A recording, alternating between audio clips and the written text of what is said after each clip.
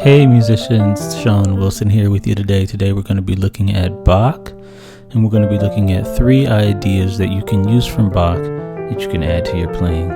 Thanks again and stay tuned.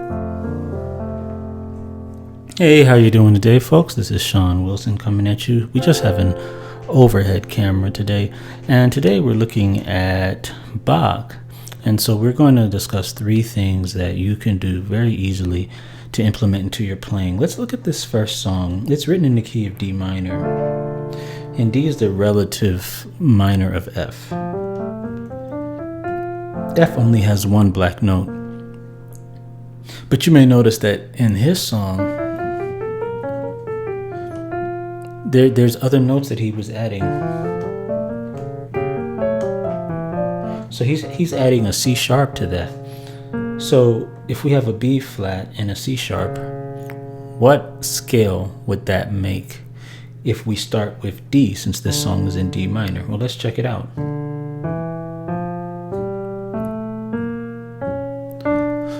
So it looks as if Bach is using, even though it's in the D minor scale, this whole phrase that I played at the beginning is using a C sharp and a B flat, which is implying the harmonic minor. It means that he prefers that sound probably as opposed to just a regular D minor sound. Now I want you to listen to these 2 chords. If I went like this, and then listen to this one, which one sounds like it fits more? The first one or the second one? It sounds like the second one has what's called a stronger resolution. And why does it have a stronger resolution? Because in this first one, this E is very close to the F.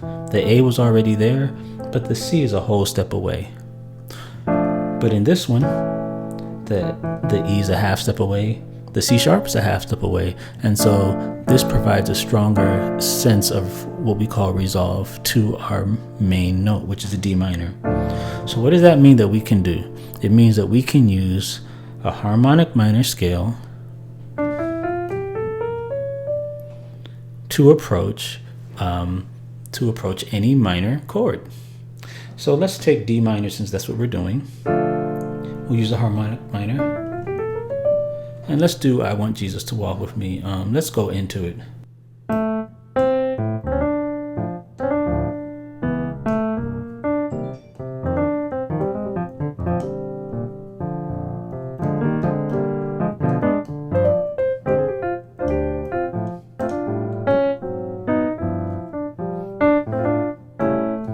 Let's use it right here.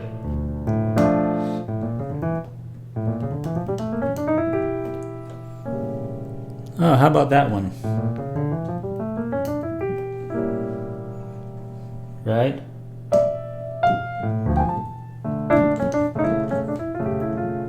Right? See, now what am I doing here? I'm messing around with this harmonic minor scale because this is in the key of D. That run that I did, I didn't. That's just a D harmonic minor scale. I skipped the F, right?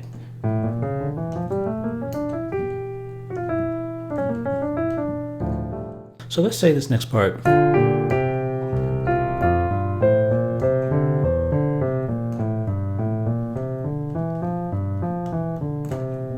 And here's the part I want to emphasize, this part right here.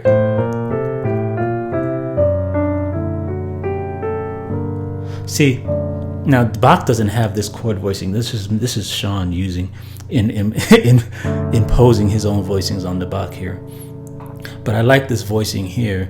What's this voicing approaching here? So here we're approaching a G minor. See how that works? Now, let me keep on going. I want you to see something else. See if you can see the pattern here.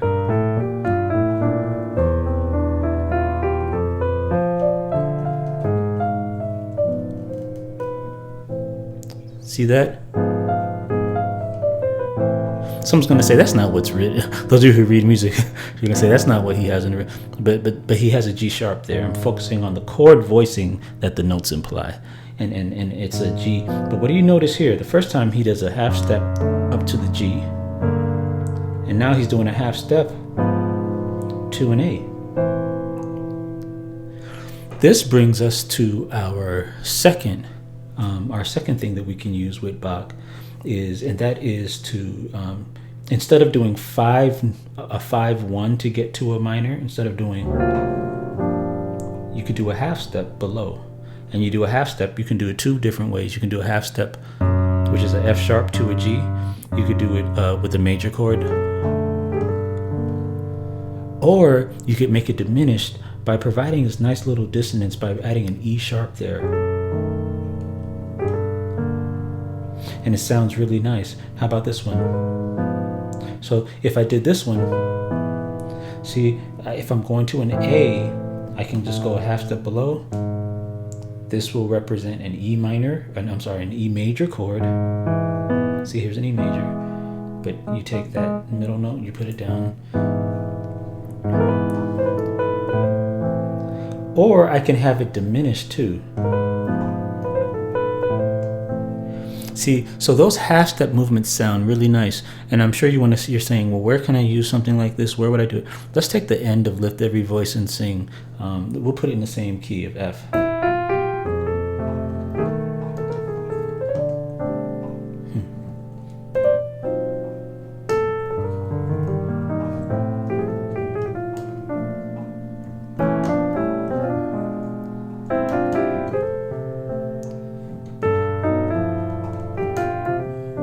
Now watch this.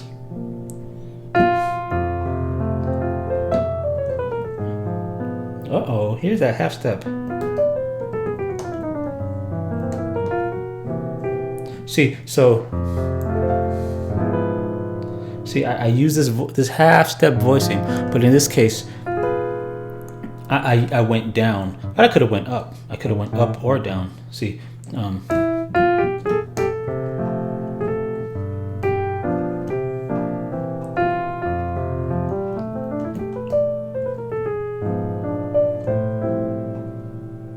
See, I could have went up, but I like going down because I'm in the key of F, so I was moving down to F.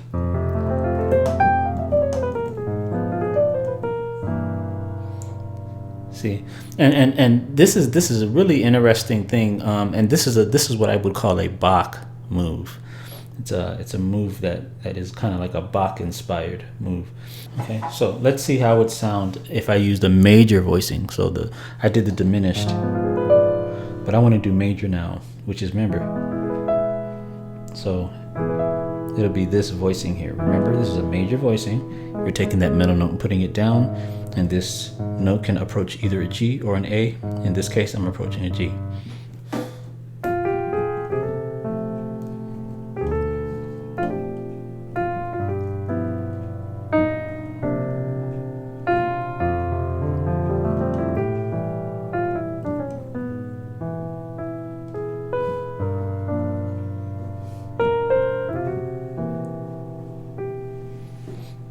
That sounded nice too. That sounded really nice. So I like that. And that's kind of like a Bach voicing. So any note that you want to approach, usually, let me see if I can think of something at the last minute here.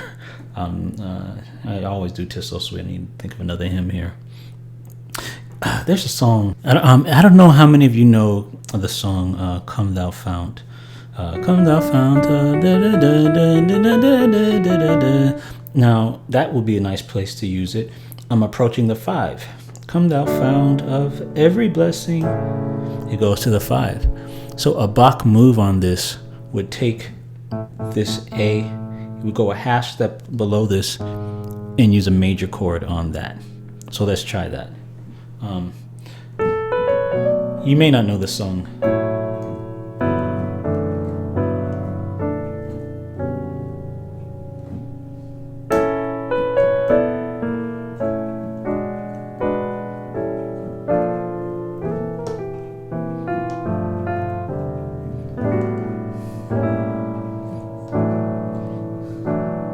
I need to start the song somehow. Hold on for a second.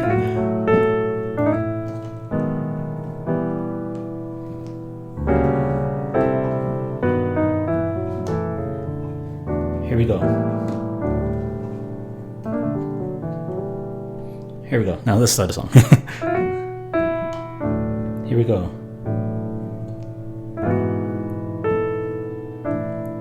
See that? Nice song there. A nice Bach move there. And I didn't have to do, see, because normally we would approach this A from the 5. It would be. But the Bach method would have me.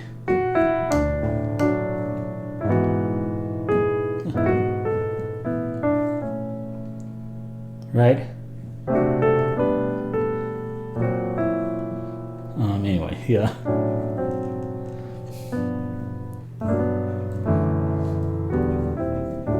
Anyway, so okay, so that's the second thing. Let's go to the next one.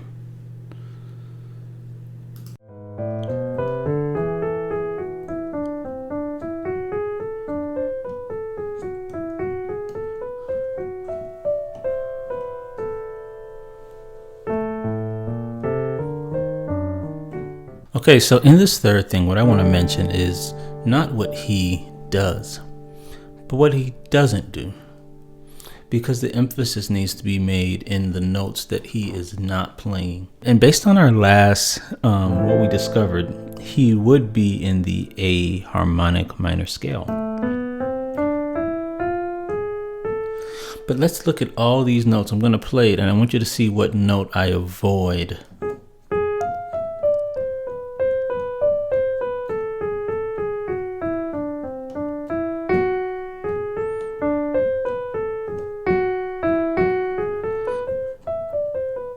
So notice that every time I hit an F, I'm hitting an F sharp. So he's avoiding the F sharp. This is an important point to note because this whole phrase that he's doing with the right hand is over an E. It's over the 5. And he's avoiding the F and playing an F sharp instead. This leads us to think that he's actually not in he's not playing the A harmonic minor, but instead the A melodic minor. What is ironic is that he does hit the F at some point. Let's see the placement of that. Uh-oh, there it is right there. There is one. So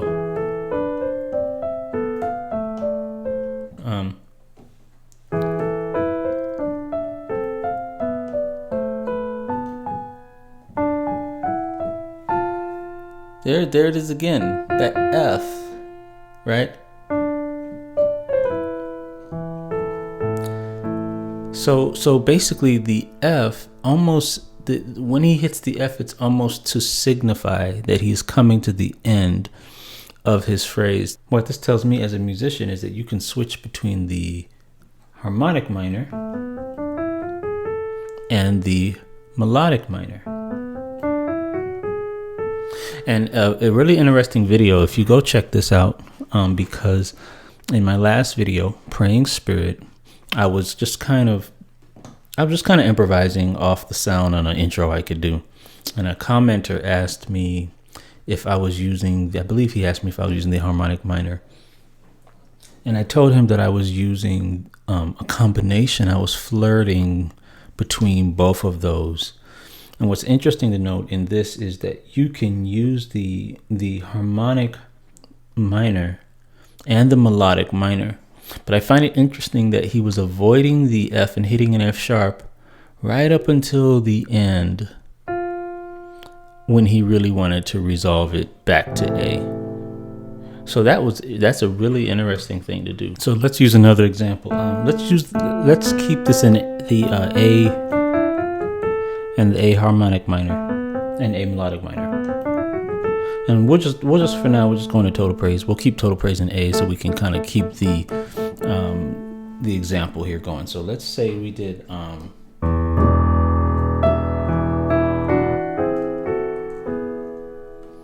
nice voicing there. This is a melodic minor voicing here. I'm using this sound here.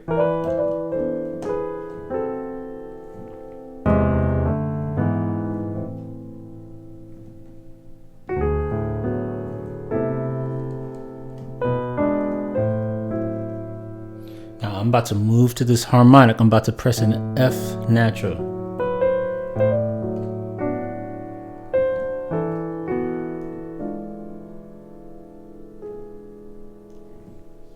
Nice Bach move.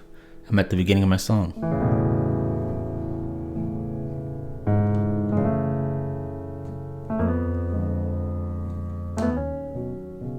Anyway, so as you can see, nice thing in A. And I've always loved Bach. I've always liked studying Bach, actually since I was younger, you know.